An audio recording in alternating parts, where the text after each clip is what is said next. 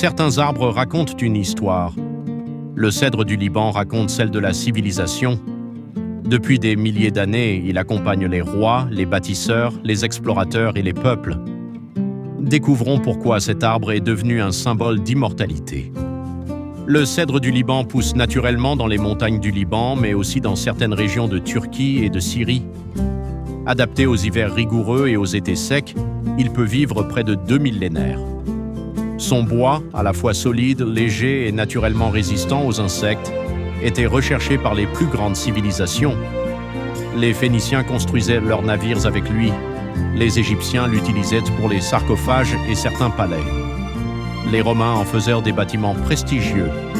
Selon les textes bibliques, le roi Salomon fit venir du bois de cèdre du Liban pour construire le premier temple de Jérusalem. Depuis lors, cet arbre est devenu un symbole de grandeur, de sagesse et de paix.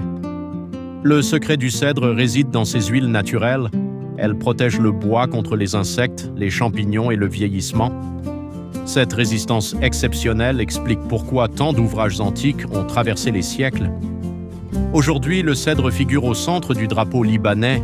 Il représente la force, la résilience, la paix et l'identité nationale. Peu d'arbres au monde occupent une place aussi importante dans l'histoire d'un pays. Comme beaucoup d'espèces forestières, le cèdre du Liban subit aujourd'hui les effets du réchauffement climatique. La hausse des températures, les incendies et certaines maladies fragilisent ces forêts millénaires. Heureusement, de nombreux programmes de reboisement permettent aujourd'hui au cèdre du Liban de retrouver progressivement sa place. Chaque arbre planté représente un héritage transmis aux générations futures. Le cèdre nous enseigne que la véritable grandeur ne se mesure ni en vitesse ni en richesse. Elle se construit avec le temps, la patience et la capacité à laisser un héritage durable. Le saviez-vous? Sur le cèdre du Liban, vous pourriez conclure par 3 faits marquants. Certains cèdres encore vivants étaient déjà présents avant la naissance de Jules César.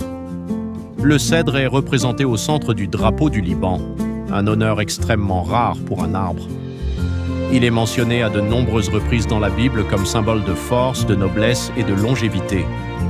Je vous invite à lire le livre Une vie durable de D.I.S. Alfred, disponible chez Amazon, pour découvrir la grande richesse que produit la nature pour le développement durable de notre planète. Suivez Mère Nature TV pour comprendre notre écologie.